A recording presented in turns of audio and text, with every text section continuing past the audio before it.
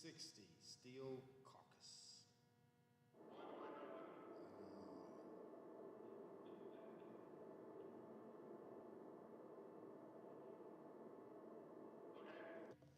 What do you see?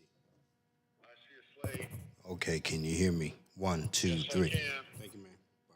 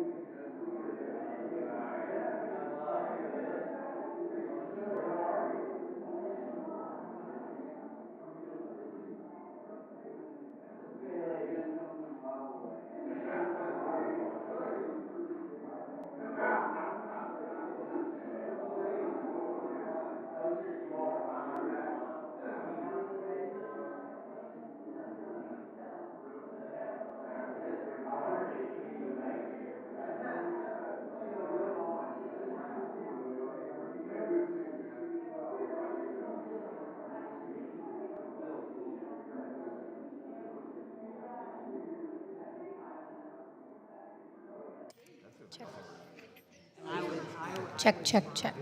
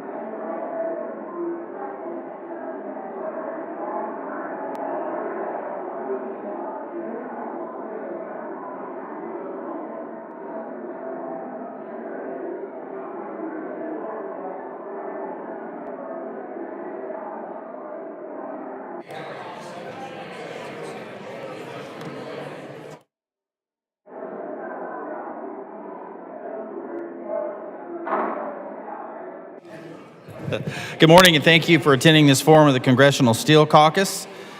I want to thank my co-chair, Congressman Mervan, for his work as vice chair of the Steel Caucus and for helping to organize this morning's forum. The state of steel at this moment is resilient. Despite inflation still hurting the wallets of Americans from all walks of life, the industry is growing. I'm proud to say that my district, the 1st Congressional District of Arkansas, is now the largest steel-producing district in the country, and the growth continues despite inflation. The steel industry is a proud example of how we can manufacture the highest quality product here in America, even during economic uncertainty. American steel supports more than 2 million jobs and is the backbone of American infrastructure, national defense, and manufacturing. The role of the domestic steel industry throughout the pandemic and subsequent supply chain instability is a true testament to its resilience in the face of adversity and its importance to the American economy. There are several items I'm working on in Congress to benefit my district's largest industry that our witnesses and viewers online should be aware of. First and foremost, as the chair of the Highways and Transportation Subcommittee, I'm focused on moving goods along our nation's highways. This includes steel. We must maintain our transportation infrastructure at the highest levels to facilitate the movement of goods such as steel. It literally takes an army of men and women to produce steel before it hits various transportation as it moves to market. If we don't maintain not only rail and waterways, but also roadways, we can't get goods to market and continue domestic steel production growth. Trade is top of mind for many in steel and the industries that rely on steel. Even though we haven't seen much out of the Biden administration overall on this front, it is encouraging to see that strong stance already taken by Ambassador Catherine Tai in their support of Section 232 tariffs. This is especially true in the face of WTO's rulings against 232s, which, and I'll use the trade representative words, quote, challenges the integrity of the system that the WTO has put in place. Further, Congress must continue to ensure that trade enforcement agencies have sufficient resources to keep bad actors out of our market. I was proud to join Congressman Mervan in a letter last month to Trade Representative and Secretary of Commerce to address the surge of Mexican steel imports in violation of Section 232. Over the past several months, members of the domestic steel industry and the United States steelworkers have brought to our attention the economic harm that this breach has caused on workers and our ability for steel to support our national economy and our national security. For example, total steel imports from Mexico increased by approximately 72% in 2022, with increases across major product lines, including rebar, hot-rolled, galvanized sheet, carbon and galvanized wire, wire rod, pipe and tube, steel conduit, semi-finished, and other products. Mexican rebar imports were more than 3,000% greater by volume in 2022 than their 2015-2017 annual average. Additionally, the Mexican steel industry is taking advantage of status under the U.S.-Mexico agreement to export to our nation steel produced in countries that remain subject to Section 232 measures.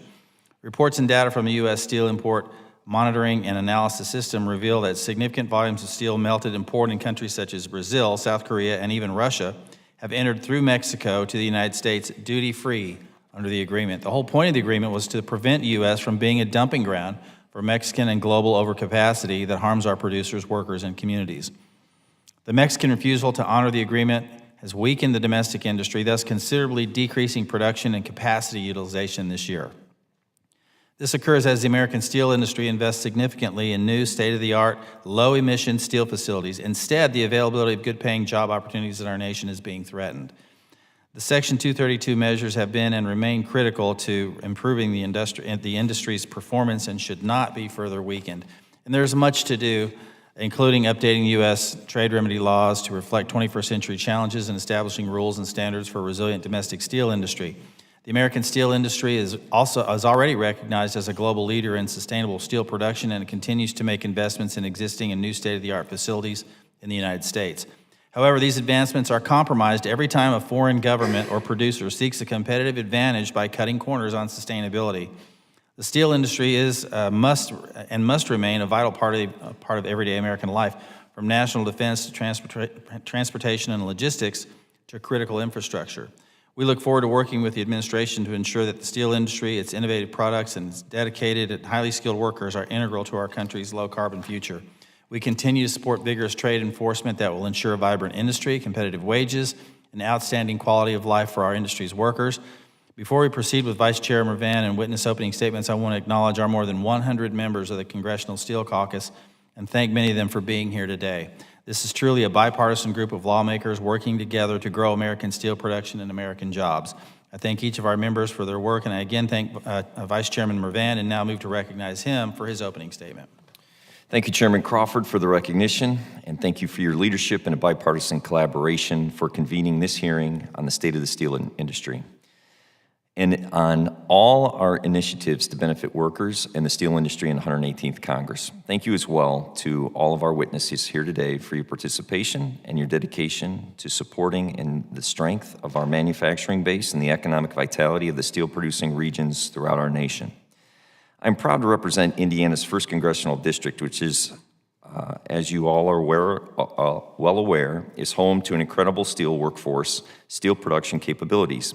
As the grandson of a card-carrying member of the United Steelworkers who spent 53 years in the steel mills in East Chicago, I am grateful for the opportunity to serve as Vice Chairman of the Congressional Steel Caucus and to join everyone in this room supporting and advocating for the long-term success and vitality of the domestic steel industry.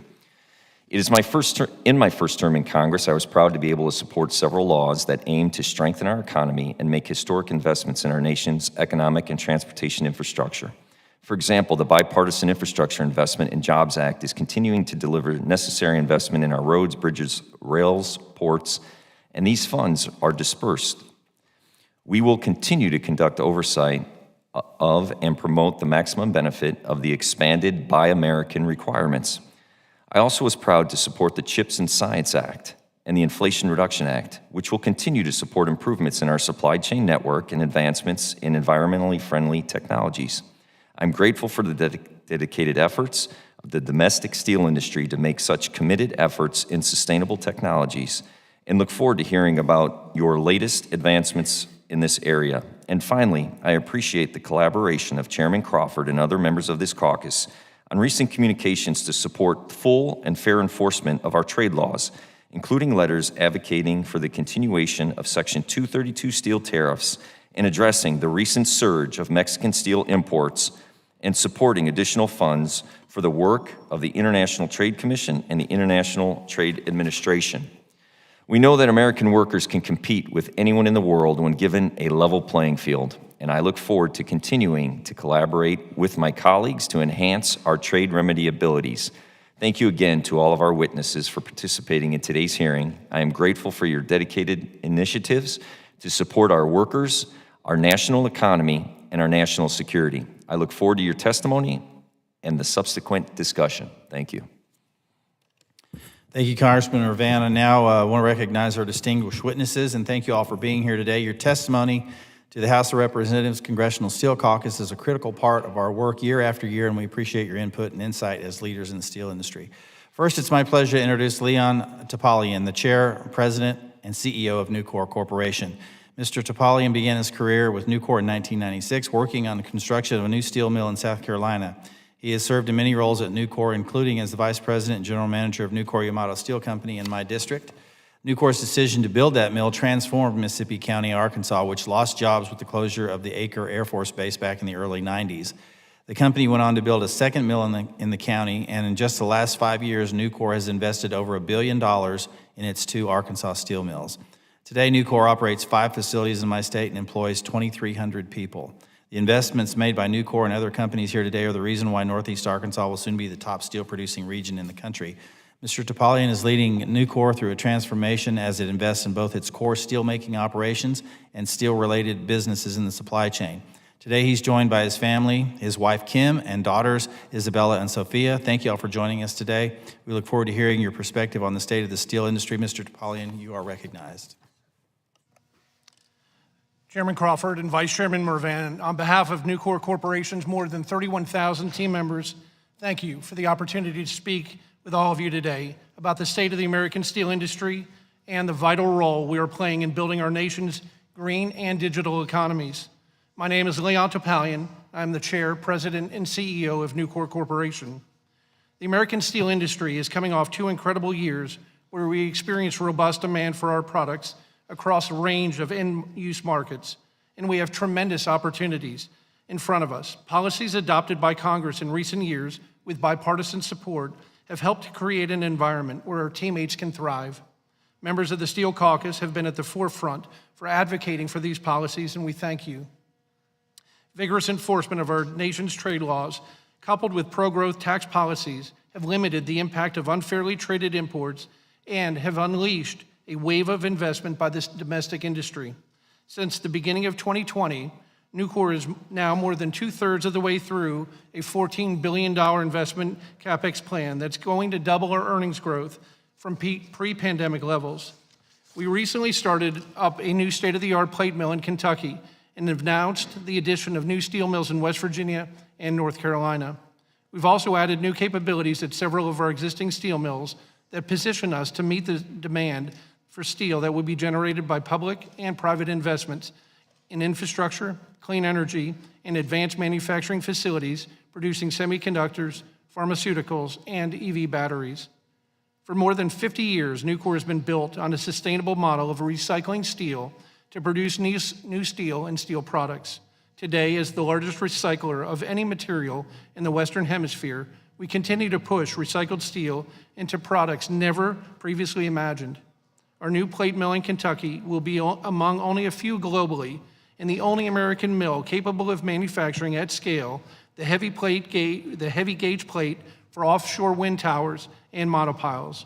We strongly believe that our nation's clean energy infrastructure must be built with sustainable American steel. Unfortunately, recent guidance from the Treasury Department on the IRA's domestic content bonus credit threatens to gut the incentives applicable to iron and steel supply chains for wind energy.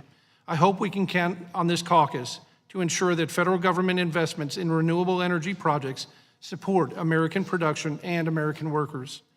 Electric arc furnaces have led the way towards a greener steel industry, and scrap-based EAF production is far less carbon intensive and more energy efficient than traditional extractive steelmaking. And because we have continued to invest and innovate, America's recycling-based EAF producers can now make all types of steel, including heavy gauge plate and advanced high strength and exposed automotive grades of steel. As our governments negotiate the global arrangement on sustainable steel and aluminum and considers what it means to buy clean, and clearly defining sustainable or green steel has never been more important. The American steel industry is the cleanest in the world among industrialized countries. And make no mistake, this has happened as a result of EAF technologies steadily replacing high emissions extractive steelmaking over the last 3 decades. Today, more than 70% of steel produced in the U.S. is made by electric arc furnaces, and that will continue to grow in the coming years.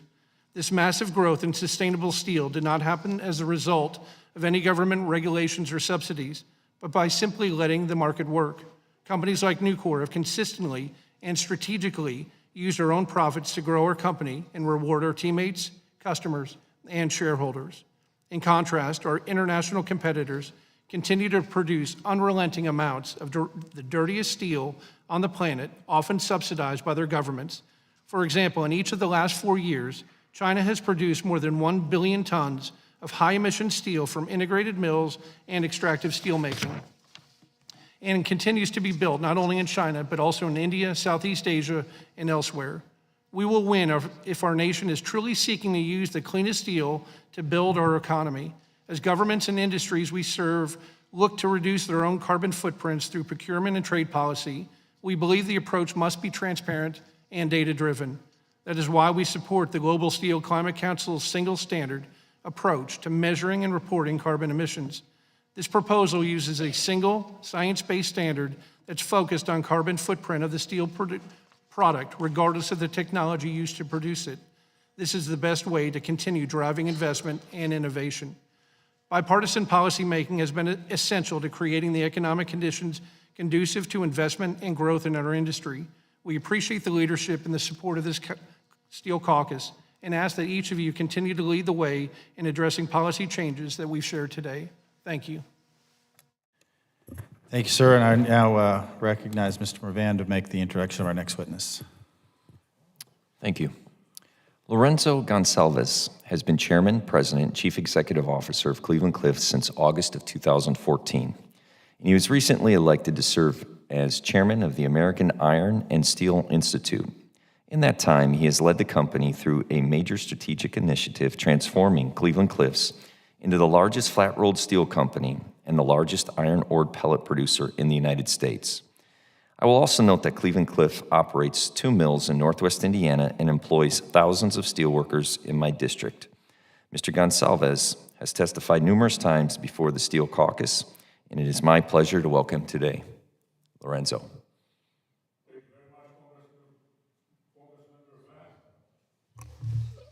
Good morning. Members of the Steel Caucus, I'm Lourenço Gonçalves, Chairman, President, and CEO of Cleveland-Cliffs. I'd like to start my testimony addressing Cleveland-Cliffs' progress toward substantially reducing carbon dioxide emissions from our operations and our significantly positive impact on our clients, particularly the automotive sector. In 2022, Cliffs achieved a remarkable 32% reduction in absolute Scope 1 and 2 greenhouse gas emissions as compared to a 2017 baseline. These numbers are audited by Deloitte & Touche, which I believe should be the standard going forward. I believe that emissions should be treated like GAAP for public companies. And that's why we brought Deloitte & Touche to the conversation. Our goal for 2030 was a reduction of 25%. Due to our decision made in 2018 to spend $1 billion to build a state-of-the-art direct reduction plant, and then to use our low emissions direct reduced iron in the form of HBI as feedstock in our blast furnaces, Cleveland-Cliffs was able to not only exceed the target by a large margin, but also to get there in 2022, 8 years ahead of schedule. We don't know of any other company in steel or any other field in the world that was able to reduce Scope 1 and 2 by 32% in just 3 years. Just last month, on May 8, 2023, Cleveland-Cliffs completed a successful hydrogen trial at our Middletown Works blast furnace, injecting hydrogen into all 22 years of the furnace for half a day. This was the first trial of its kind in the Western Hemisphere. This groundbreaking use of hydrogen as an iron reductant is a massive step toward the continued decarbonization of the superior steels produced by the blast furnace BOF route and utilized by the automotive industry. As we proved in our trial, we can use massive amounts of hydrogen as reductant, replacing coke and consequently replacing CO2 generation with H2O generation.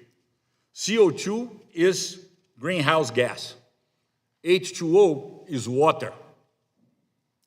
We now only need hydrogen at scale and at a cost-competitive level. Cleveland-Cliffs is working to bring about a clean hydrogen economy through our participation in 2 Midwestern hydrogen hubs. Our significant offtake will serve to resolve the chicken and egg dilemma around hydrogen. As a major consumer of the hydrogen to be produced by the hubs, we will enable the use of hydrogen by other carbon-intensive industries, particularly the automotive sector. Please keep in mind, hydrogen-powered vehicles are a very real alternative to battery electric vehicles. Some of our automotive clients, big names, are already working on the hydrogen alternative, in addition to their efforts on electrification of the fleet.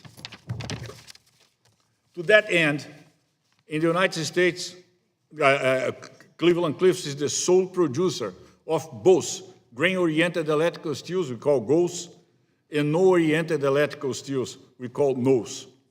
GOES is used in distribution and power transformers, and NOES is used in the most highly efficient electric motors, including electric vehicles. Last week, a number of trade groups sent a letter to President Biden regarding alleged limited availability of domestically produced electrical steels. Because of the interest of this caucus, this caucus has taken in the continued production of electrical steels, I must set the record straight in relation to this letter, which is just plain wrong.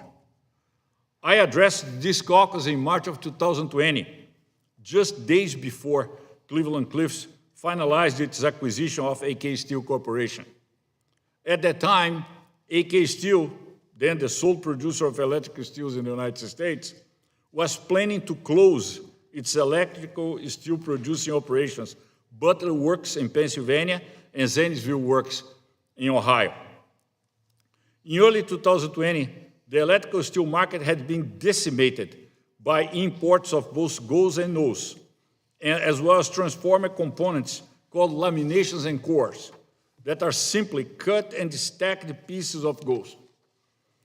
Dumping from bad foreign players was forcing the closure of the sole producer of electrical steels in the United States.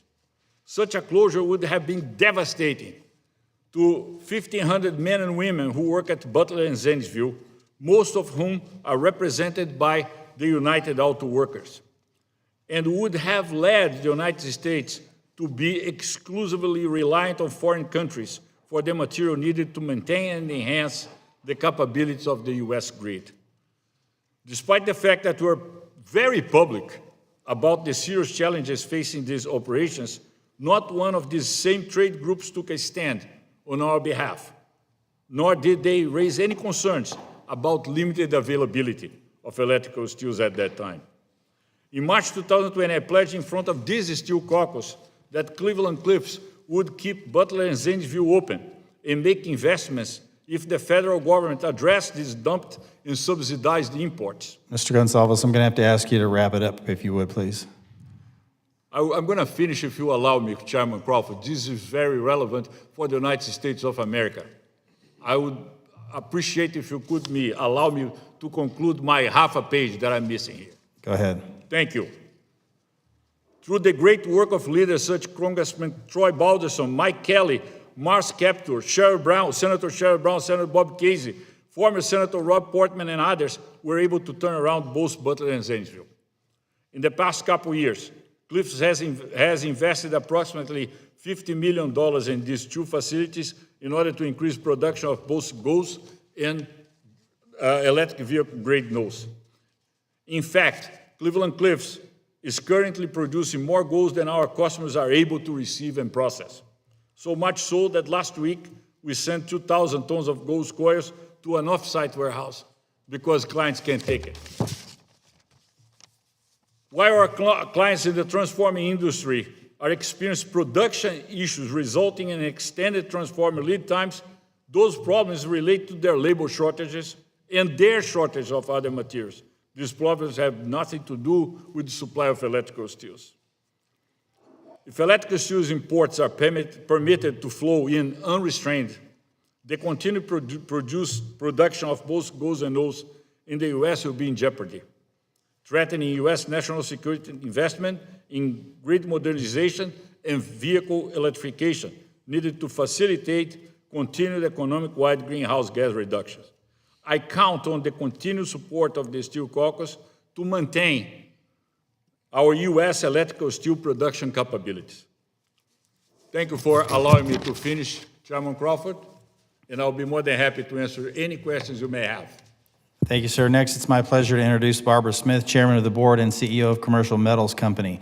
Mrs. Smith is here testifying not only on behalf of CMC, but also on behalf of the Steel Manufacturers Association, one of the largest steel industry trade associations in the nation, which represent over 75% of the United States' total steel production. Ms. Smith joined CMC in 2011 as Senior Vice President and CFO before being promoted to COO in 2016 and now CEO as of 2017. In addition to her distinguished career and time at CMC, Ms. Smith serves on the board of directors for Comerica Incorporated and is actively involved with community organizations such as serving on the Dallas and Tampa boards of the American Heart Association. Commercial Metals began in Dallas over 100 years ago, where it has evolved into a multi-billion-dollar company producing sustainable, low-cost, high-quality steel that delivers a diverse portfolio of products all around the world.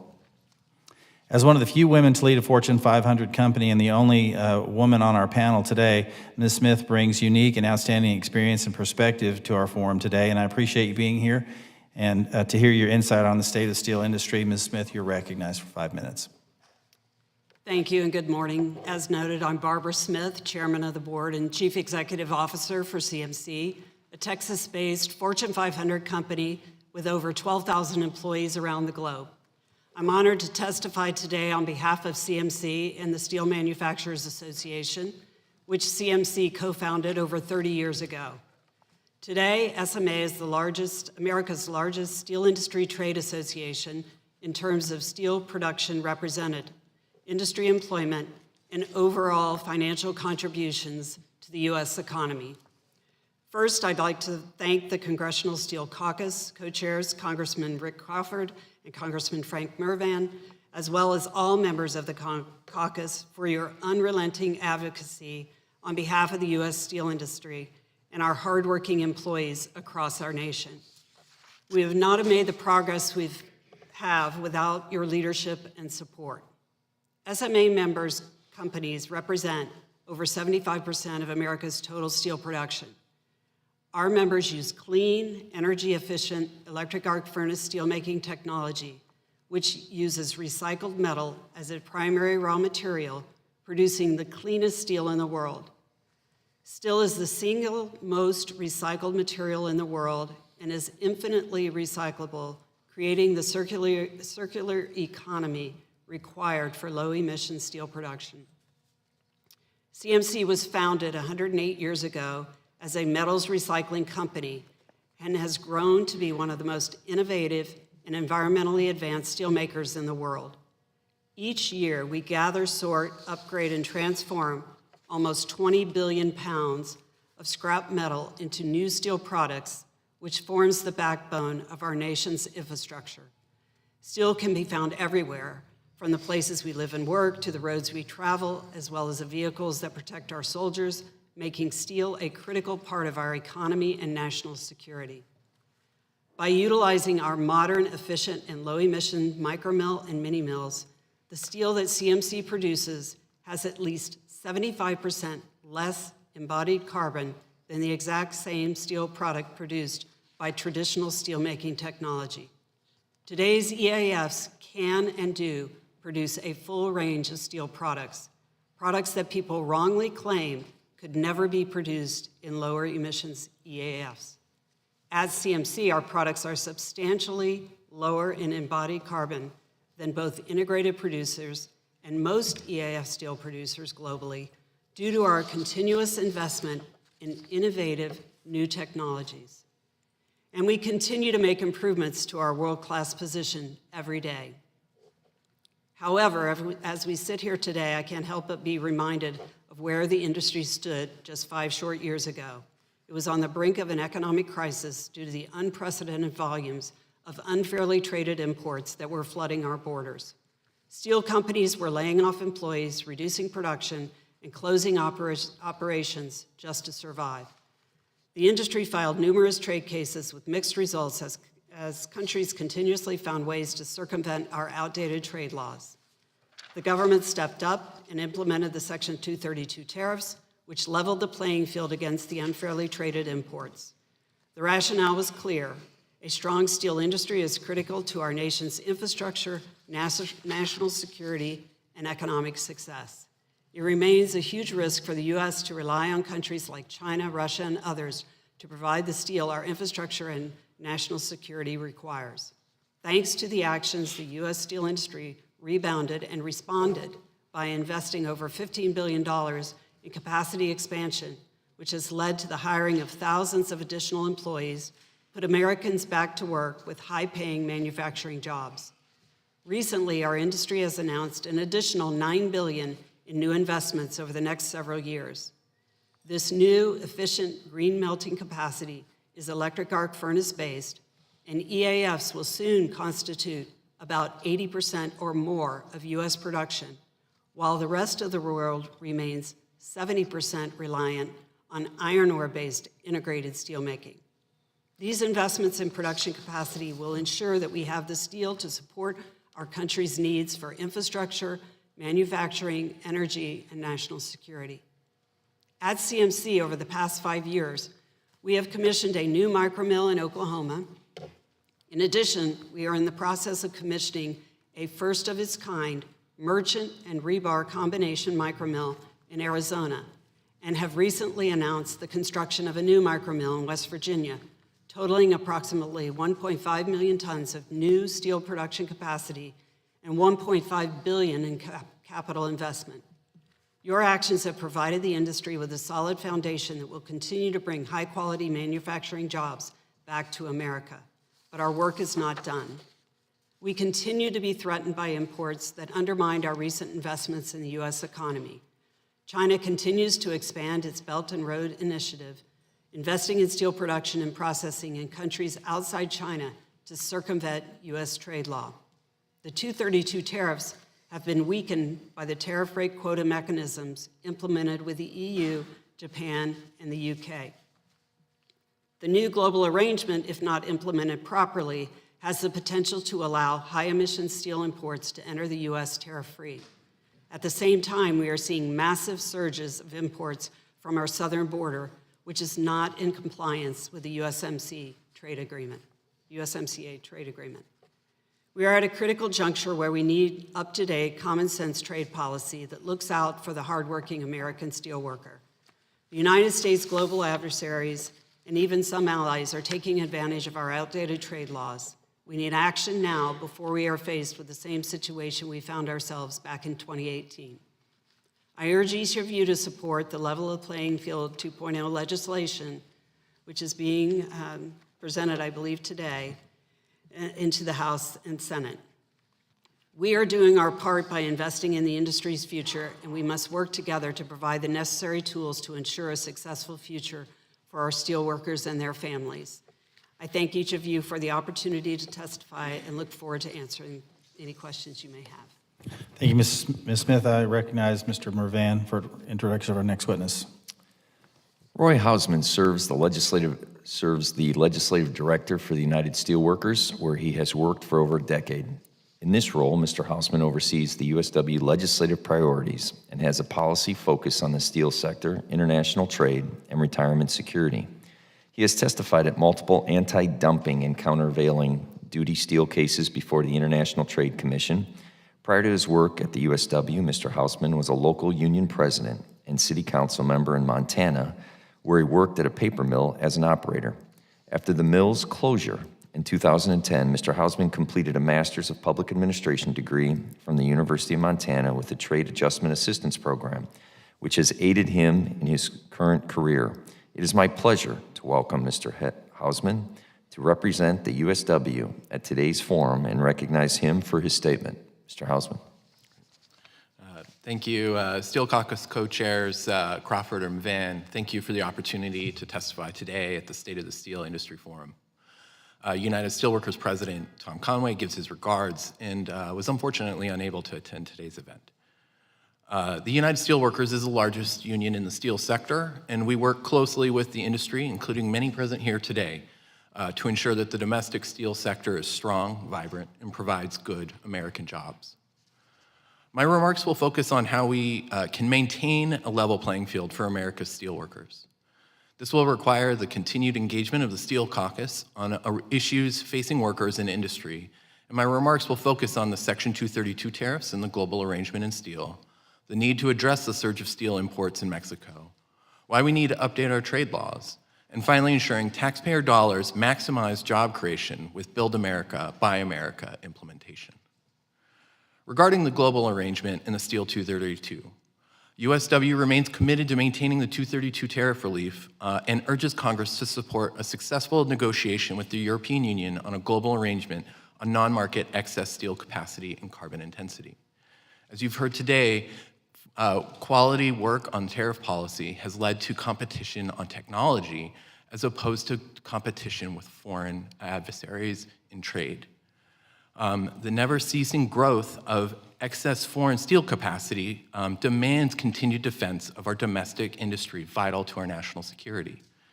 According to the OECD, over 630 million tons of excess steel capacity exists today, with another 166 million tons of new steelmaking capacity coming online, primarily in the Middle East and Southeast Asia. This is why non-market excess steel capacity and carbon-intensive steelmaking should be properly accounted for when entering to the U.S. and European markets. U.S. workers and their employers should not face dirty, non-market economy, unfairly priced steel when our companies invested time and money to reduce their emissions, as you're hearing today. The Steel Caucus should work closely with the relevant congressional committees in the Biden administration to ensure that the global arrangement will promote our economic and national security. The union wishes to thank the Steel Caucus for its work on the surge of steel imports from Mexico. As you are aware, steel imports from Mexico have increased 72% last year. It appears the Mexican-based importers are using the country's duty-free status under USMCA to permit melted imported steel products from multiple countries to enter the U.S. through Mexico. The union has been in close contact with the Biden administration regarding this issue, and the dialogue is beginning with the Mexican government. But your advocacy will help to foster a solution sooner. Much of what I have discussed so far highlights the need for continued strong enforcement of our trade laws. The domestic steel industry has benefited from trade law reforms in 2015 called Leveling the Playing Field Act. However, we have seen new threats rise up since then. This is where Leveling the Playing Field Act 2.0, introduced by Representative Sewell from Alabama and Bill Johnson from Ohio, will be important for members of the Steel Caucus to co-sponsor and urge passage. We hope that Congress will act quickly to move Leveling the Playing Field Act 2.0 through the legislative process, but the union will continue to use the tools we have in the meantime. USW will use trade enforcement to ensure that the U.S. will not be the dumping ground for other countries' steel products. 300 workers in Weirton, West Virginia, they have pink slips in their hands, while firms in 8 countries, including China, appear to be sending below-market tin plate into the U.S. Finally, we need to ensure that our federal taxpayer dollars are supporting American manufacturing jobs. The bipartisan infrastructure law has meant additional work at U.S.-represented iron foundries like Mueller Fire Hydrant Product Manufacturer in Albertville, Alabama, where USW Local 65 represents over 450 workers. To build on this, the Congressional Steel Caucus should encourage agencies to speed up Build America, Buy America implementation by moving from the use of blanket waivers to narrow, transparent waivers. The kind of progress that will result in more stories like Albertville will create new, good-paying, and union jobs in additional industries across the country. The Steel Caucus has a storied history of bipartisan cooperation to defend American workers and ensure the enactment of policies that maintain a strong domestic industry. The United Steelworkers hopes you will continue that tradition by enforcing and updating our trade laws and improving domestic procurement policy. Thank you.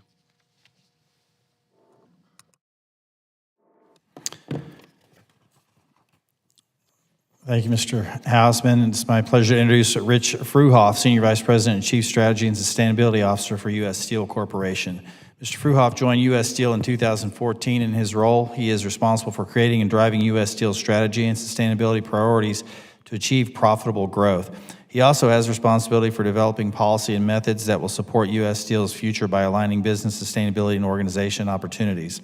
In addition to his role as Senior VP, Mr. Fruhoff is chair of the U.S. Steel Foundation, is a member of the Fellow of American Bar Association, and as a native of Pittsburgh, serves on the board of directors of the American Red Cross of Southwestern Pennsylvania. Also headquartered in Pittsburgh, of course, is U.S. Steel, one of the most historic steel manufacturers and organizations in the United States. However, U.S. Steel is moving new investments to the Mid-South, constructing a mini mill in Fairfield, Alabama, and acquiring the mini mill leader Big River Steel in my district. I was impressed to learn that Big River was awarded the first ever responsible steel site certification in North America for sustainability practices. My staff and I had a chance to visit the Big River development last October, and let me just say, Mississippi County and Northeast Arkansas is open for business in steel production. Mr. Fruhoff, thank you for being here. I look forward to your testimony. Appreciate your contribution and dedication to U.S. Steel and to the steel industry. You're recognized for 5 minutes. Thank you, Chairman Crawford and Vice Chairman Mervan. On behalf of the over 22,000 men and women of U.S. Steel, thank you for the opportunity to join you all this morning. We appreciate the bipartisan caucus's leadership in supporting American steelmaking.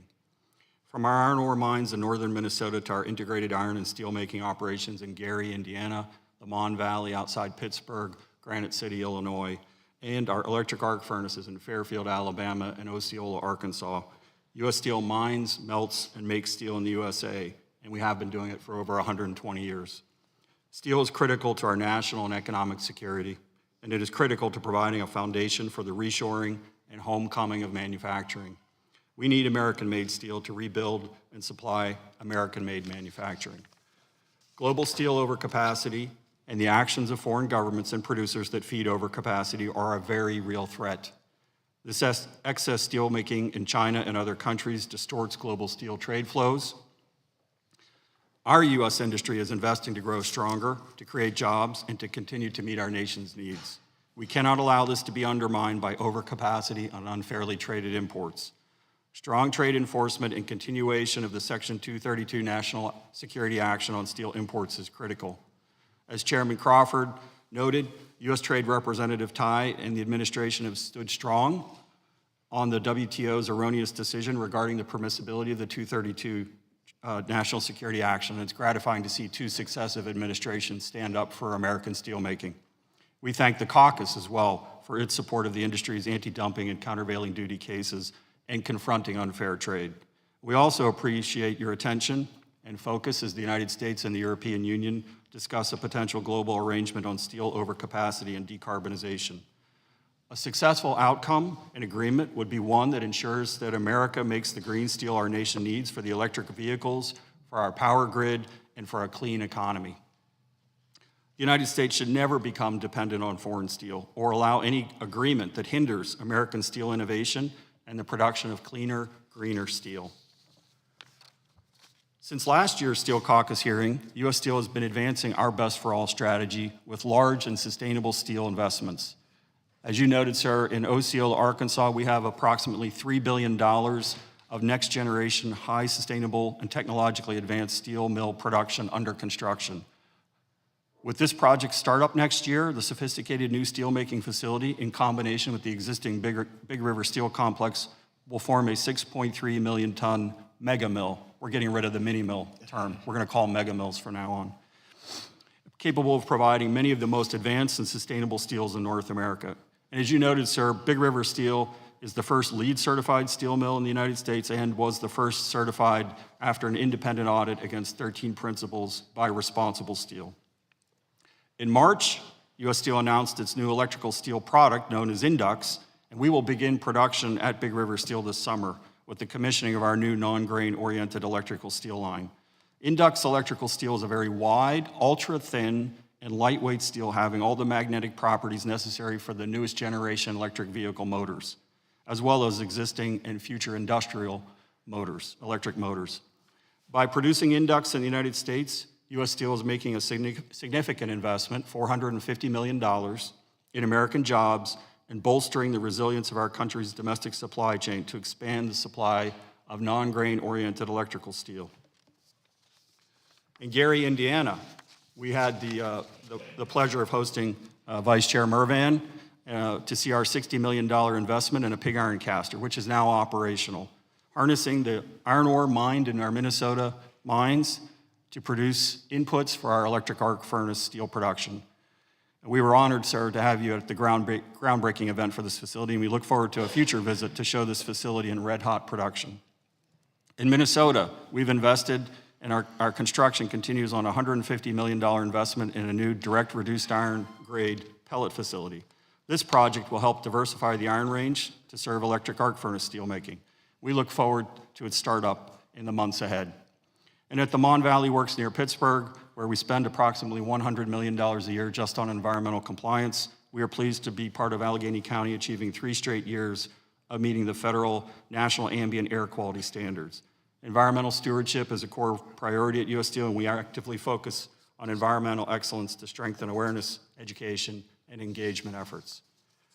U.S. Steel is the first American headquartered steelmaker to publicly announce a 2050 net zero carbon emissions goal. Programs enacted in the Bipartisan Infrastructure Law and in the Inflation Reduction Act will help the U.S. compete in the global race to decarbonize steelmaking. Developing and deploying needed technologies requires collaboration and public-private partnerships between business, government, academia, and NGOs. We encourage Congress to continue to develop solutions to boost American competitiveness and manufacturing. Thank you again for giving U.S. Steel the opportunity to participate in this hearing. I look forward to today's discussion. Thank you, sir. Thank you, Mr. Fruhoff, and I recognize Mr. Mervan to introduce our final witness. Andy Anakin is the Executive Vice President and Chief Commercial Officer of the Bull Moose Tube and also serves as Chairman of the Committee on Pipe and Tube Imports. Mr. Anakin has over 30 years of sales leadership experience in the metals industry and has worked for both mills and distributors. It is my pleasure to welcome Mr. Anakin and his daughter Chloe, who's joining him, who's proud to be here with him to join us for our discussion today. Mr. Anakin. Good morning. Thank you, Chairman Crawford, Vice Chairman Mervan, and distinguished members of the Congressional Steel Caucus. Thank you for inviting me to testify. My name is Andy Anakin. I am the Chief Commercial Officer of Bull Moose Tube, one of the nation's leading producers of carbon steel tube products, headquartered in Chesterfield, Missouri. Bull Moose employs 580 teammates across facilities in Arizona, Georgia, Illinois, Indiana, Missouri, and Ohio.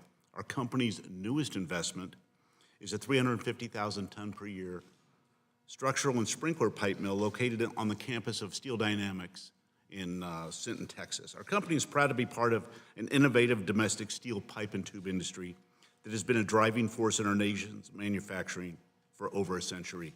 The other domestic producers have also made significant investments in facilities over the past few years in Arkansas, Indiana, Kentucky, Ohio, Oklahoma, Texas, and Wyoming. This morning, I am pleased to appear as chairman of the Committee on Pipe and Tube Imports, the nation's leading trade association of the U.S. pipe and tube industry. CPTI members make an array of carbon and stainless steel tube, pipe, and fittings products. Today, our member companies are in 32 states and 132 congressional districts with 38,000 employees across the country. The industry is an essential customer of the nation's steel industry. In fact, many of the companies on today's panel with me are suppliers of flat-rolled and long products to the pipe and tube industry.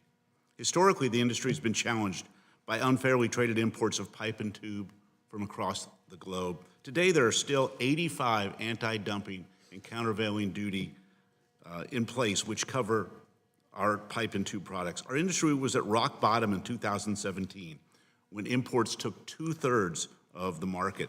The imposition of the Steel Section 232 program, along with existing anti-dumping and countervailing duty orders, directly caused import penetration to begin to fall. The industry supports Section 232 and urges the Steel Caucus to continue its engagement with the administration to retain the program along with properly enforce quotas to level the playing field for the industry. In the past 2 years, imports have slowly crept back, and at the end of 2022, import penetration was back up to 40% of the market. We do thank the caucus for sending a letter to the administration in May on this very important matter. The CPTI is also engaged with the administration on the U.S.-EU dialogue on the global arrangement to reduce carbon emissions in global steel production and restore market-oriented conditions. As these negotiations move forward, we are aware that the EU announced in April of this year that they will institute a carbon border adjustment mechanism in January 2026, with reporting commencing this year. This new policy covers aluminum, cement, steel, fertilizers, hydrogen, and electricity. As reported by the EU, and I quote, "This is a landmark tool that will put a price on the carbon emitted during the production of carbon-intensive goods that are entering the EU."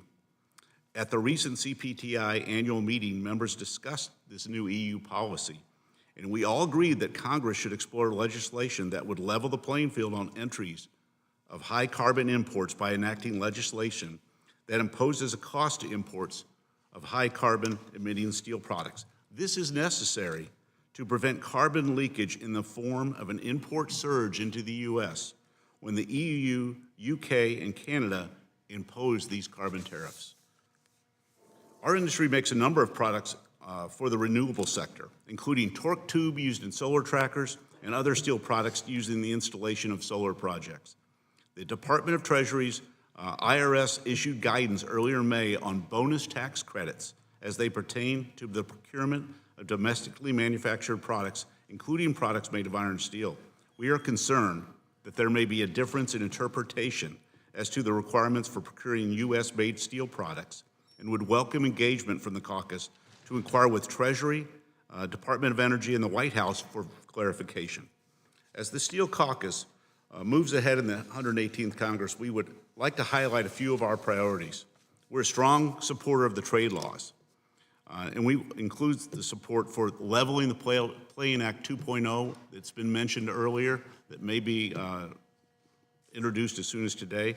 The Trade Cheats Act, focusing on identifying parties that purposely evade existing AD and CVD duties, and provide remedial benefits to impacted industries. We support the enforcement of the Buy America program for the national infrastructure projects and of the tax credit provision of the Inflation Reduction Act for domestic steel products. Finally, support full funding in fiscal year 2024 for the U.S. trade agencies charged with administering the U.S. unfair trade laws and customs enforcement. For over 4 decades, the Congressional Steel Caucus has paved the way in the development and enactment of legislation that has led to a stronger, stable, and innovative domestic steel industry. Our industry remains resilient, and with your ongoing leadership and support, we can continue to grow. The CPTI looks forward to closely working with you in the 118th Congress. Thank you. Thank you, sir. I appreciate the witnesses. I'll now recognize myself for questioning. Recognize myself for 5 minutes. Mr. Topalian, as I said in my opening statement, Vice Chair Mervan and I recently spearheaded a letter urging President Biden to immediately begin consultations with Mexico to address the surge in Mexican steel imports. Has the industry seen any progress on that front? What do you recommend the federal government does further? Well, I appreciate the question, and again, I thank you for your letter and urging the administration to take action. I'd love to tell you we've seen a reduction, but we've not. The surge of imports from our southern border continues to infiltrate in the United States, affecting the investments that many of us on this panel are making today. That's got to be countered, and so we are urging you and the entire Steel Caucus to continue to put remedies in place that don't allow the Mexican steel industry to take advantage of the trade policies that are in place and that are in violation of that. You said in your statement that recent guidance from the Treasury Department on the Inflation Reduction Act's domestic content bonus credit threatens to gut the incentives applicable to iron and steel supply chains for wind energy. I'm a strong proponent of Buy America policies that require steel produced in the United States to be used on federally supported infrastructure projects, and renewable energy projects are no exception. Can you tell me more about the guidance and how the Steel Caucus can help ensure the federal government investments in renewable energy products that support American production and American workers? Yes, sir. I appreciate the question, Mr. Chairman. Nucor supports the IRA and all that it contains in driving and innovation, economic growth, job creation here in the United States.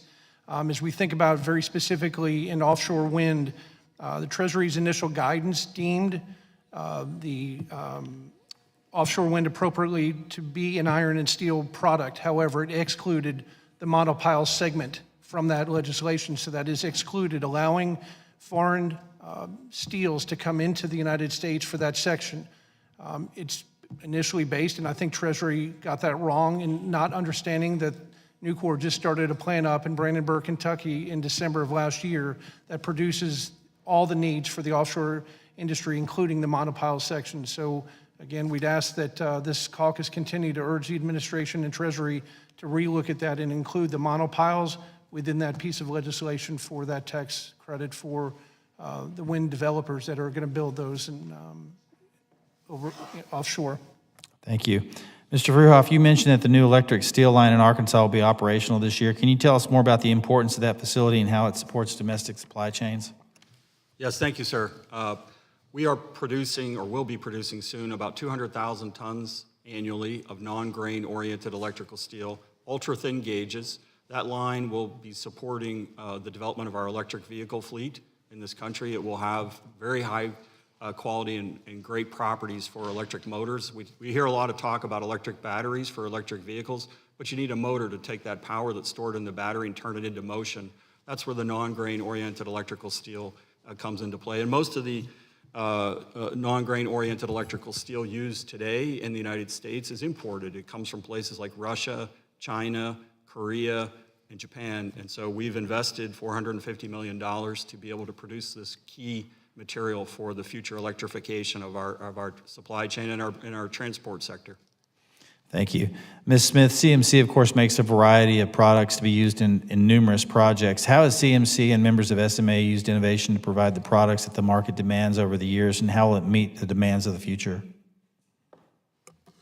Thank you for the question. I'm going to reference back to the technology I mentioned, micromill technology. CMC co-developed that technology about 15 years ago. There are a number of energy and other benefits associated with that technology. It is now being used by other members of the panel here today, and it is the greenest, cleanest technology in the world. As I said, we are now commissioning a next version of the micromill technology, it was first introduced to produce rebar. It now will be producing rebar and merchant, first of the kind in the world. It's over $600 million investment. And this is what keeps the United States ahead of the rest of the world in terms of clean steelmaking technology. This technology we're introducing in Arizona will also have a new power system that will allow us to directly connect to renewable energy sources, saving an additional 10% in energy consumption. So I just urge the committee to, again, support the innovation of the U.S. steel industry, because without protection from unfairly traded and circumvented material, it makes it really, really difficult for us to commit these kinds of investments in innovation. Thank you. Mr. Mervan, recognized for 5 minutes. Thank you very much. I think it's extremely important for us to recognize the number of families and employees that all of you stand up for, and what you're fighting for is to make sure that people have jobs. So I want to appreciate that. And it's our job to make sure that there are trade policies and domestic policies that advance the steel industry, because it's a national security issue and what you do every single day. Mr. Hausman, can you tell me the importance of level the playing field? Just hone in on everyday talk on why that piece of legislation is so important to your hundreds of thousands of members. Yes, thank you for the question, Representative Mervan. The issue here of third country subsidization, which is just not something a regular worker thinks about on a day-to-day basis, but for a worker who sees imports come in from a foreign country and undercut their ability to produce steel for the companies here at this table, it's this idea that if China invests a whole bunch of money in a brand new plant in Vietnam or in anywhere else across the globe, and then that company then dumps into the U.S. market, the Commerce Department should be able to account for those subsidies. And currently they are unable to, and you guys, through Representative Sewell's Leveling Playing Field Act, they'll be able to actually account for that, so that when the companies and the union work together on a trade case, we'll be able to ensure the proper accounting for that amount of subsidization occurs, which is, for the difference between keeping a plant open and, dealing with issues related to the layoff. And so that's from a 101 perspective, it's about making steel. And thank you very much. And it goes duly noted that the emotion that you showed of the real life of what it means when people get pink slips in everyday America, and how that is important, and what we do with trade policy and how that impacts people's lives.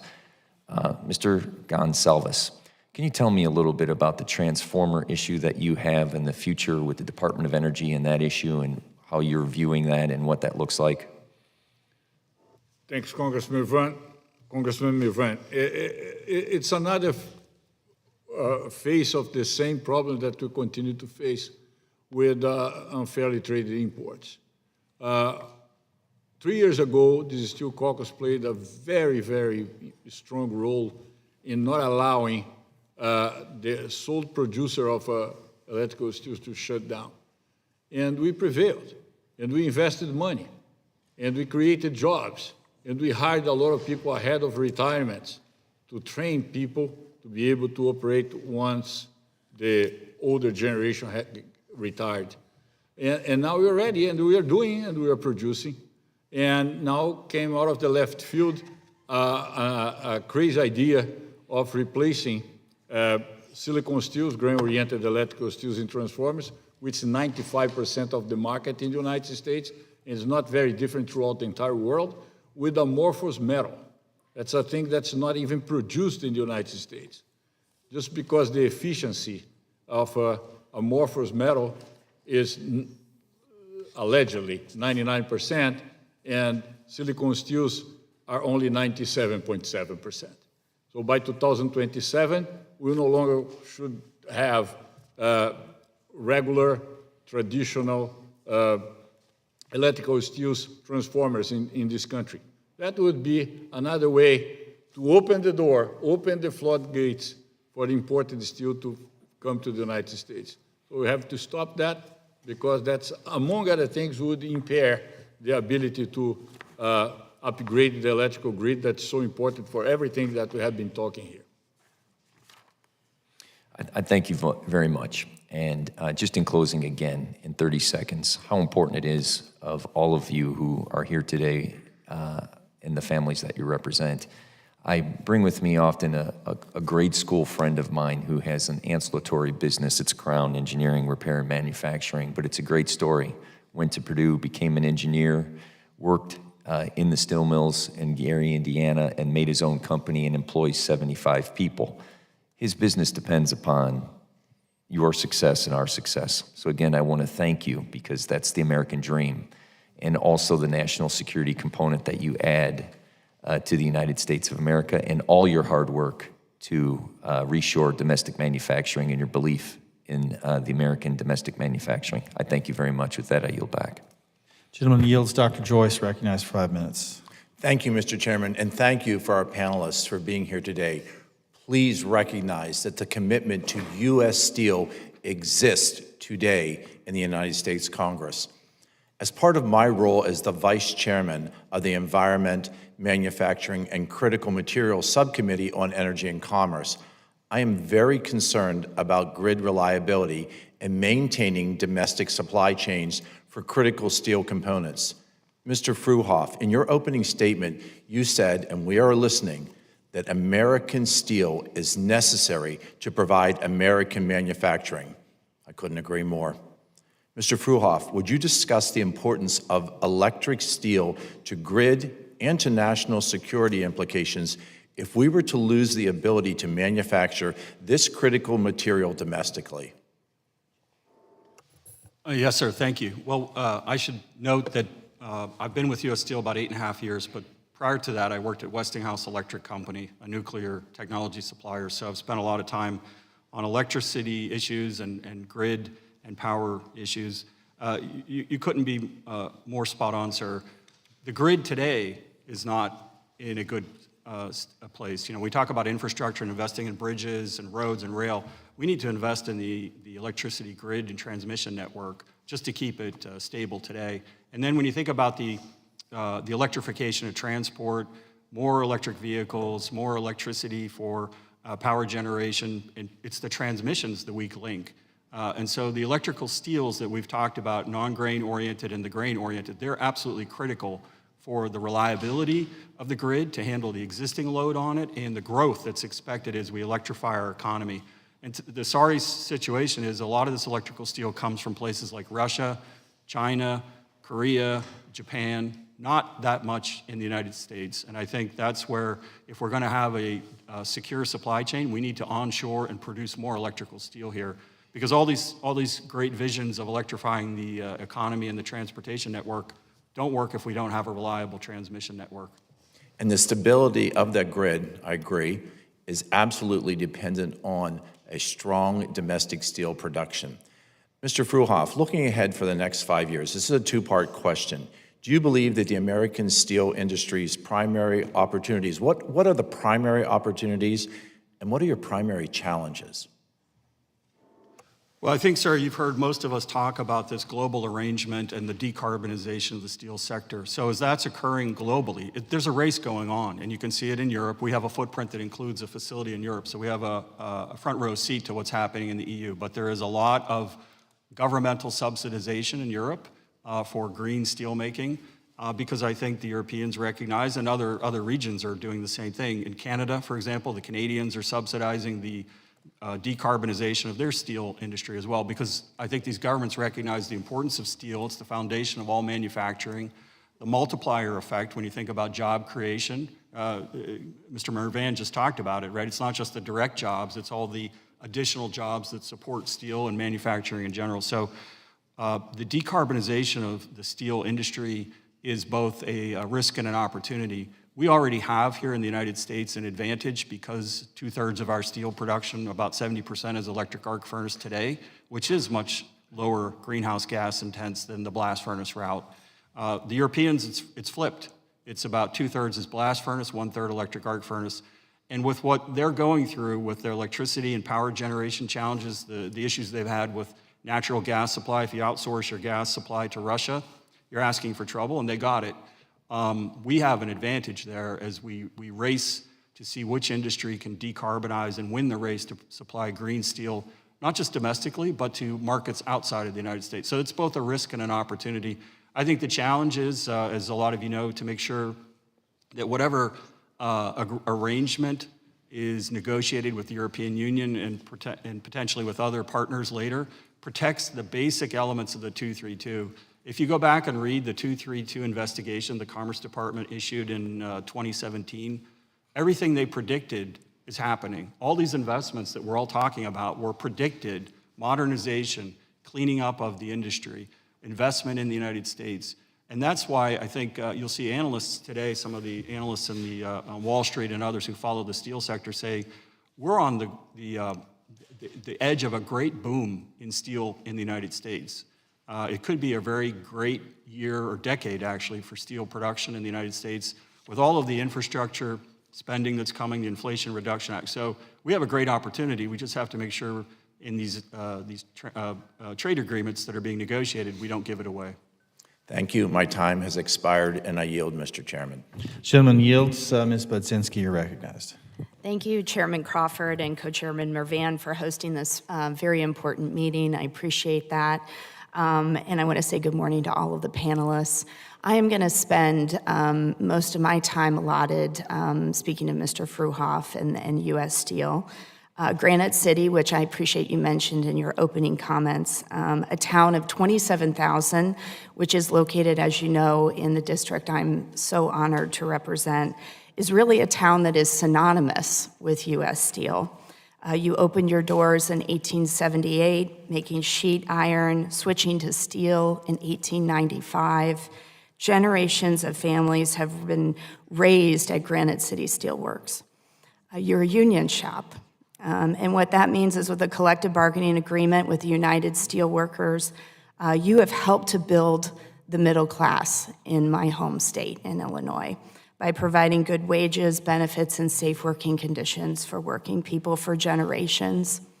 Just the other week, I had the opportunity to meet with a constituent whose father and grandfather both worked at the mill, and that's how he was put through college, and he then went on to start his own healthcare business, which is profitable and now provides for his own family. And yet, despite years of good fortune and record profits of U.S. Steel, you're ready to be packed up and leave, leaving hundreds of families behind.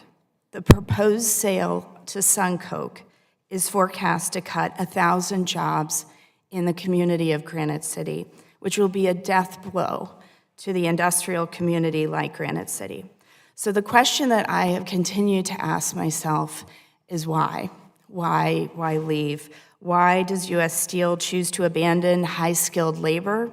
Why would U.S. Steel be uninterested in pursuing the litany of tax credits? We've talked a lot today about the Inflation Reduction Act, the infrastructure bill. You know, before I came to Congress, I got to work at the Office of Management and Budget. I was the chief of staff. I helped the president set up that Made in America office, and we're talking about how we all support Buy American. I was so proud to be a part of that, and I have no doubt that U.S. Steel has benefited from that. And so why are there no electric arc furnaces being built in Granite City, the home, again, of U.S. Steel since 1895? And I also want to note, too, we shouldn't forget that SJ-18, a lightweight hard steel used in automotive production, is only made in Granite City in the United States, and other mills have not been able to replicate its production. There are capabilities of high-grade production at Granite City no other integrated facility can match in the United States. So how could the answer be to get rid of these blast furnaces in Granite City? The answer, to me, is not surprising, and to many folks I think here, U.S. Steel, Mr. Fruhoff, I believe, has calculated moving the operations to right-to-work states to help their profit margins. Cheaper labor with fewer protections means an exit strategy out of the industrial Midwest. And I have to say, quite frankly, Granite City is not alone in this trend. We shouldn't stand for this. Mr. Fruhoff, I implore you and the rest of the U.S. Steel team that it is not too late to change your mind. Shortly, you will be hearing from my team as well as from my colleagues in many other states, which I just mentioned, where you've ceased investments on a wide range of options your company has to protect these workers and continue your legacy in this community. So, Mr. Fruhoff, I too am interested in seeing your company take the steps to protect our environment and make the next generation of U.S. Steel, but let's do it in Granite City. And I pledge I will be there every step of the way to ensure that you get as much help as you need from the federal government to make this feasible. Mr. Fruhoff, can you tell me why your company is choosing to not pursue these brand new tax credits at the Granite City location, despite the unique production capabilities and strong profits at this site? Well, thank you, Congresswoman. As I think when we spoke earlier this year, and I'm happy to talk to you later about this as well, it is not possible to put an electric arc furnace facility into Granite City without raising the entire complex. So we could lay off a lot of steel workers for several years while we tried to put in an electric arc furnace facility. That would not be a great outcome. That's what SunCoke is doing, though, correct? They're building an electric arc furnace? No, they're not. They're putting in a pig machine. They're putting in a pig iron machine. The blast furnaces will be retained. SunCoke will operate the blast furnaces. And at the end of the day, if you install an electric arc furnace facility at Granite City, the employment will still be reduced because the necessary staffing for an electric arc furnace facility of the same capacity as the blast furnaces will be about the same level of employment of USW represented workers that will remain under the proposal we've been negotiating with SunCoke to convert it into a pig iron production facility. So the net outcome of converting to electric arc furnaces at Granite City or switching it to a pig iron production facility with the continued use of the blast furnaces, this now owned by SunCoke with USW represented employees, will be the same roughly in terms of employment. So I'm happy to go into more detail later when we speak about this, but we can walk you through the options.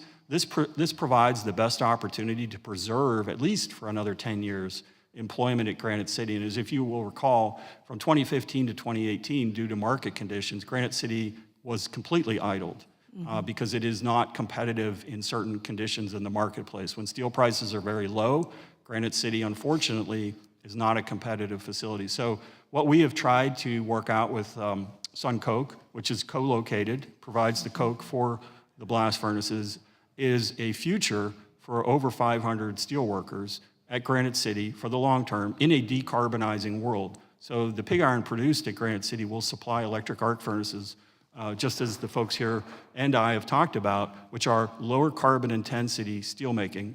And all these electric arc furnaces that we talk about still need iron units to make the high-end steels needed, even with scrap steel. So this is a way to preserve jobs at Granite City, to also find an outlet for the iron ore that continues to come from Minnesota. Will still come from Minnesota, union-represented facility, northern Minnesota, by rail to Granite City to be converted into pig iron rather than into steel. So the electric arc furnace route is not really a viable option.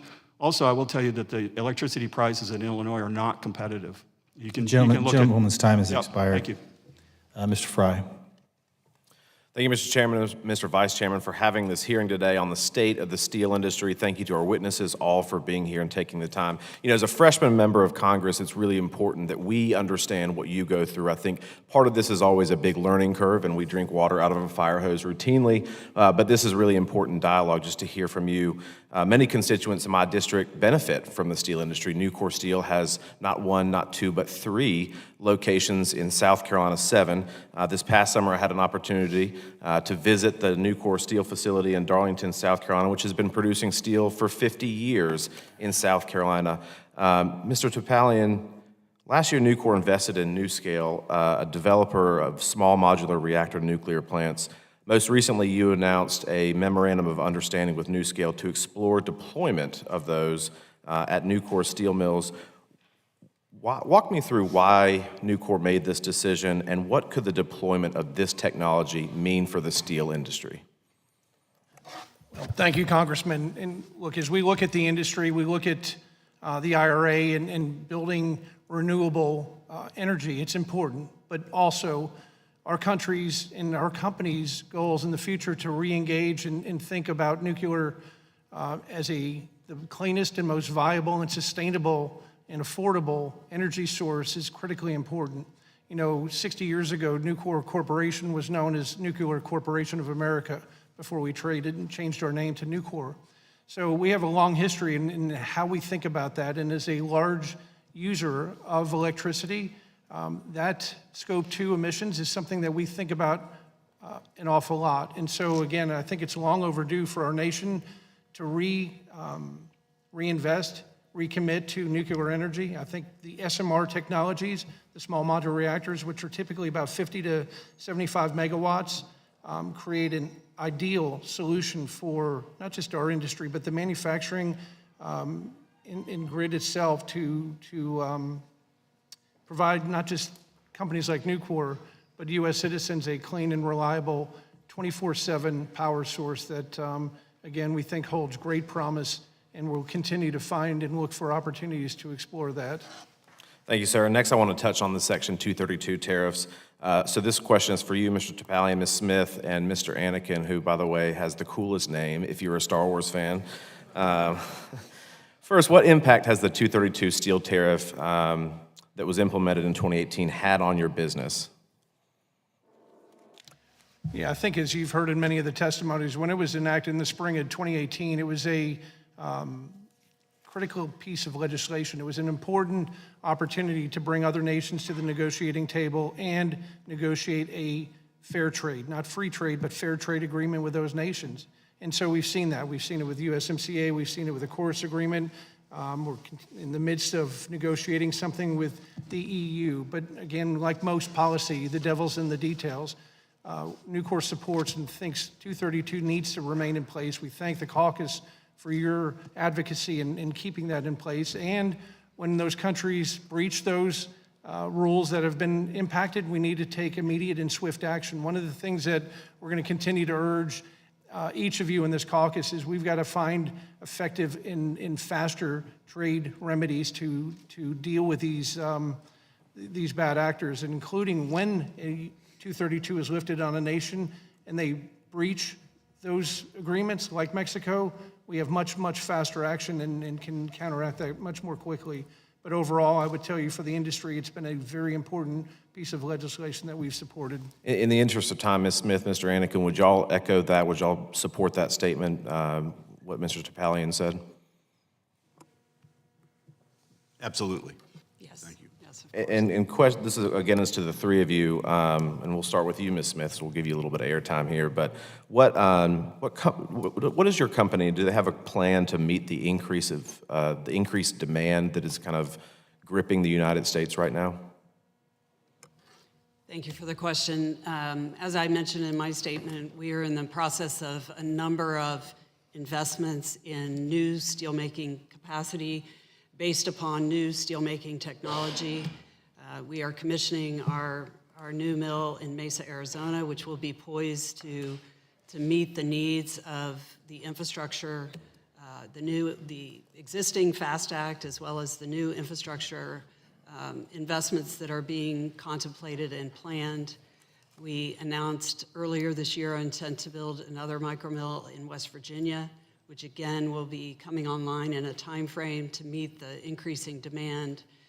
And our business supports largely infrastructure, unlike some others that have a broader product range. So we're keenly focused on that, and we will be prepared to meet the increasing needs. Thank you, Mr. Chairman. I see that my time has expired, and with that, I yield back, sir. Gentleman yields. Ms. Sewell, 5 minutes. Good morning, everyone. First, I'd like to thank the Steel Caucus, run so ably by Rick Crawford and Frank Mervyn, for always representing the interests of U.S. steel companies all around America. We know that these are good paying jobs. We know that it allows the folks the workers, the Alabama workers, I represent the state of Alabama and specifically District 7, and we're so proud of the fact that we have both Nucor, several facilities of Nucor, as well as U.S. Steel. In so many ways, Alabama has been called the Pittsburgh of the South, and we take that as a badge of honor. The steel workers of Alabama have great paying jobs with excellent benefits, and with the help of a strong union, they are living the American dream. And we want that to continue. As we discussed today, we know that the industry, the steel industry, faces enormous challenges, including anti-market dumping from China. In 2000, China produced about 18% of the world's supply of steel, and today it provides roughly 50%. By modernizing our trade policies, we can finally combat China's Belt and Road Initiative and their subsidization of factories that are designed to dodge our current U.S. trade laws. Here's what I know for a fact. If American companies and American workers are allowed to play on a level playing field, we will win each and every time because we do produce the best steel. So I am proud to announce that I will be reintroducing the Leveling the Playing Field 2.0 Act this morning. I believe all of you endorsed the bill last Congress, and we look forward to working with you again this Congress to get the bill across the finish line and signed into law. At the end of the day, this bill is about standing up to China and protecting good-paying American jobs. I would like to thank my colleagues, Bill Johnson, Frank Mervyn, as well as Beth Van Dyne, for co-leading this transformational legislation with me in the House of Representatives. I would also like to thank Senator Brown and Young for being the champions of this bill on the Senate side. Moreover, I was proud to co-lead the bipartisan Fighting the Trade Cheaters Act with my colleague Mike Bose, which will increase civil penalties for fraudulent and grossly negligent violations of the U.S. trade laws. These two bills are concrete examples of legislation that will directly combat China's illegal trade practices. As a proud member of the Ways and Means Subcommittee on Trade, I can assure you that I will continue to fight for stronger enforcement of U.S. trade laws, and that we will seek to do all that we can to uplift American workers and American steel industry. I know that our several of the panelists have already commented on Leveling the Playing Field 2.0, but I know that Mr. Toplin, as well as Mr. Sorry, I'm losing track. Sorry. The panelists that have not commented on Leveling the Playing Field 2.0, I would love to hear your thoughts about how this legislation will be transformative to this industry. Well, thank you, Congresswoman. Thank you for your support. We, Nucor and our 32,000 team members, thank you for, in the caucus, for the work that you and the senators have done to reintroduce this. We are all going to be benefactors of that. And as you mentioned, illegal dumping and subsidies is something that will never go away. You know, when you have a country like China that can produce over 1.3 billion metric tons of steel annually that it doesn't consume, it's going to find the home in the greatest economy in the world, which is the United States. We've got to be at the ready, and we've got to continue to look for ways to faster implement the dumping, because their proclivity to find circumvention is nonstop. It will continue Absolutely. Every day. And so I'd love to hear from Mr. Fruhau as well. I'm sorry, my time is running. You're good. Absolutely. Thank you. Thank you, Representative Sewell. No, we absolutely commend you and support any new legislation that strengthens our trade laws. It's absolutely critical, and so thank you for your support, both for our Fairfield Works in Birmingham, which actually I've been there, and they say that Pittsburgh is the Birmingham of the North. Exactly, that's what we say. So, And I but want to thank you for your support, and we do support the legislation. Absolutely. And in closing again, I'd just like to say to our co-chairs of the Steel Caucus, we have a fight ahead of us, but I think that a bipartisan support of our U.S. steel industry will help us be able to get these American workers and American steel companies on the right road. So thanks. Gentlelady yields. Dr. Barrett. Thank you, Mr. Chairman and Ranking Member, and appreciate all of you witnesses being here. I think what I can do is share a personal experience. Nucor has a new facility, or has a facility in Crawfordsville, Indiana. Mr. Napoleon, you know that. And so when it was coming, when the plant was being built, started employing a lot of the young farmers around that area. I mean, a lot of us. So I decided that I ought to find out about this facility and kind of know what it does. And so I made a call, and one of your people answered the phone, and I said, I got some salvage steel that I would like to sell, and are you interested? And he said, sure. But he said, how much do you have?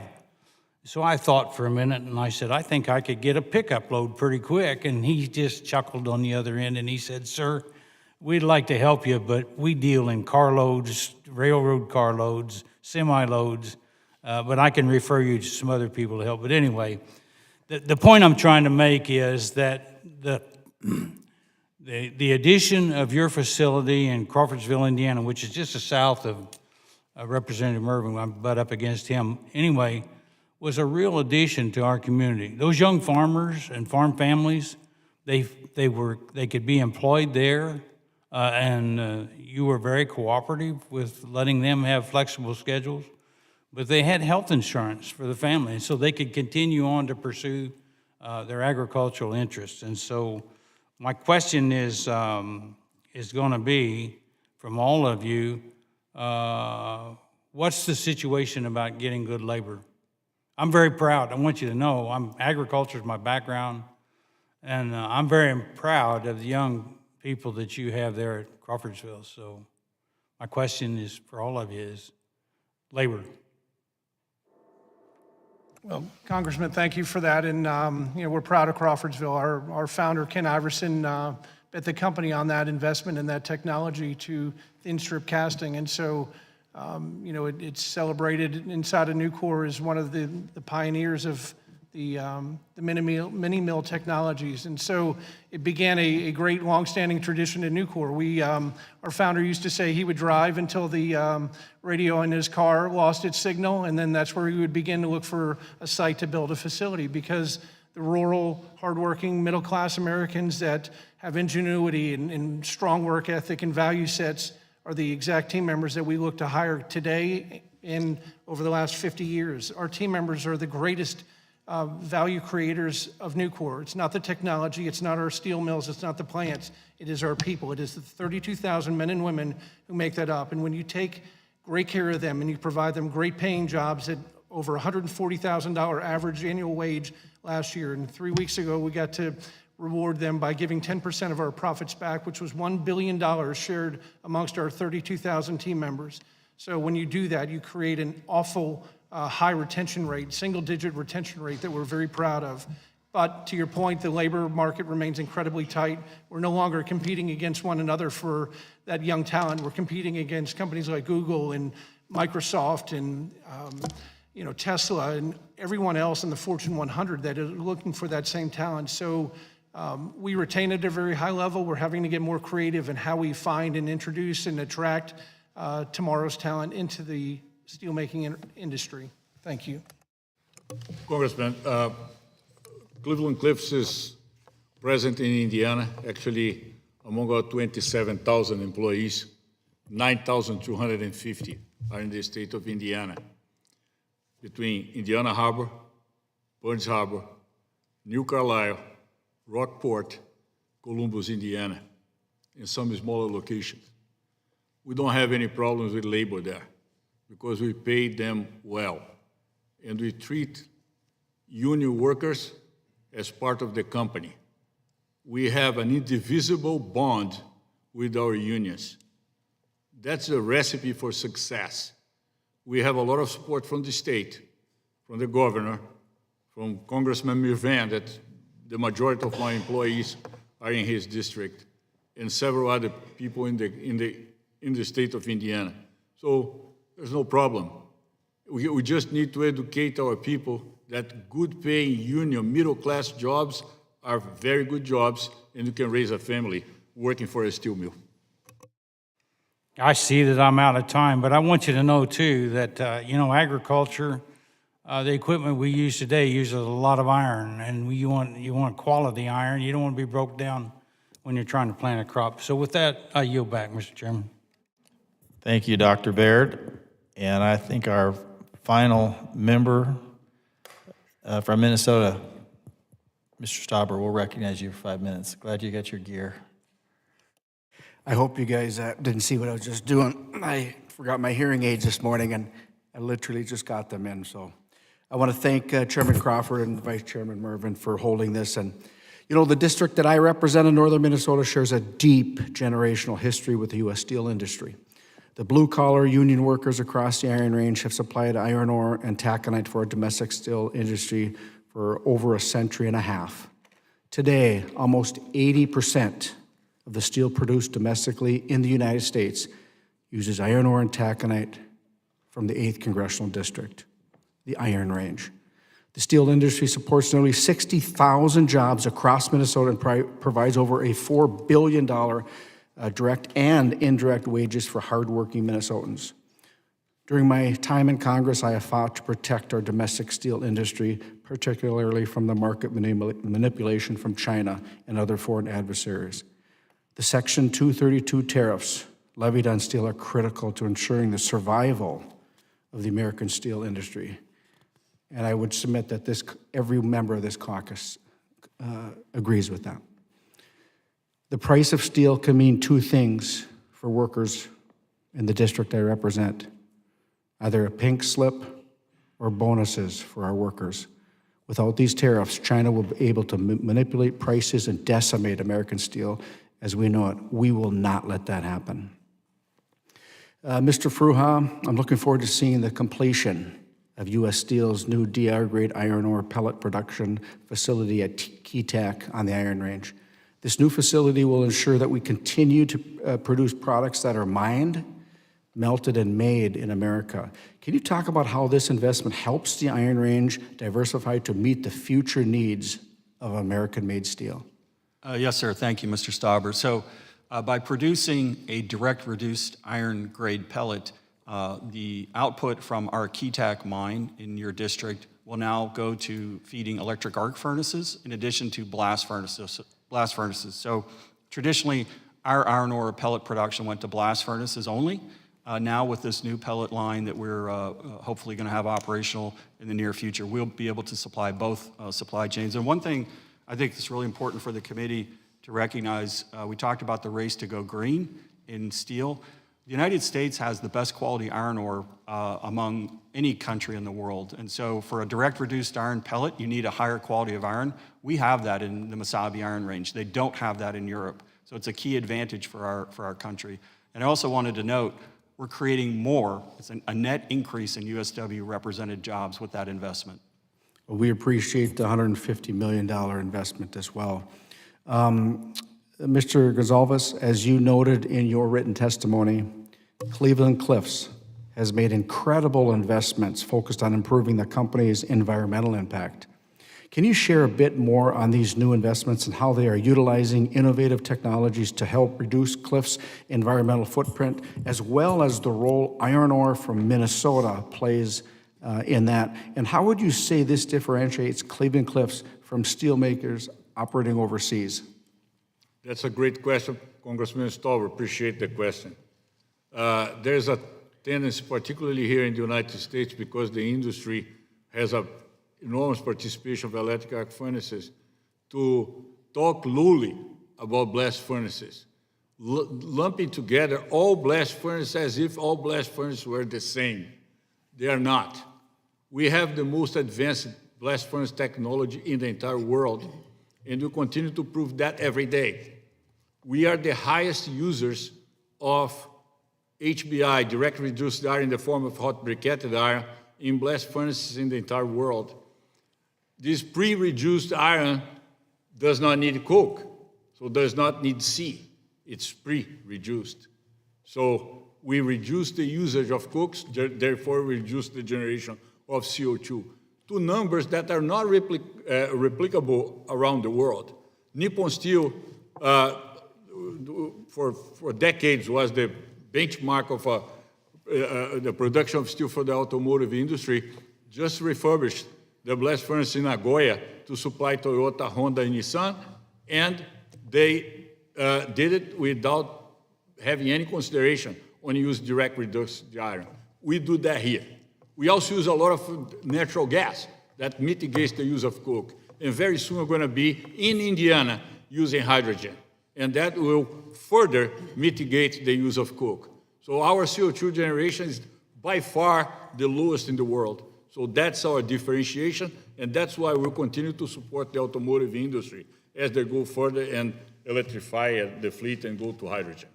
And just one quick follow-up. What can Congress do to help enable this progress to continue, enabling a vibrant domestic steel industry? The very first thing is having hearings like today. And when we have a chance to expose to you what reality is about. We live in a world of the headlines. EAFs are better than blast furnaces. Yes, I agree. I have 5. And I produce electrical steels in EAFs. I produce stainless steel in EAFs. Produce a plate in EAF. But we produce a lot of other steels in blast furnace that will continue for decades. Mm-hmm. And iron ore from Minnesota and Michigan will continue to flow in, using a lot less coke and producing a lot less CO2 in comparison with the rest of the world. And that's what the 2.0 is so important. I urge you to support, pass this legislation. We are the best in what we do as a country, as an industry. That's mined in America, manufactured in America, made in America. Yes, sir. I want to, before he gavels me down, one of the things that I don't think we've talked about, at least I didn't hear this morning, the SULOCs. You can be rest assured this committee, with our chairman and ranking member, we're committed to funding the SULOCs, which is so important. 16% of our GDP comes through there, and that taconite goes through the SULOCs to the southern part of our mid part of our country to make that steel. So with that, Mr. Chair, thanks for your patience. Gentleman yields. Mr. Mervan, any final thoughts before we conclude?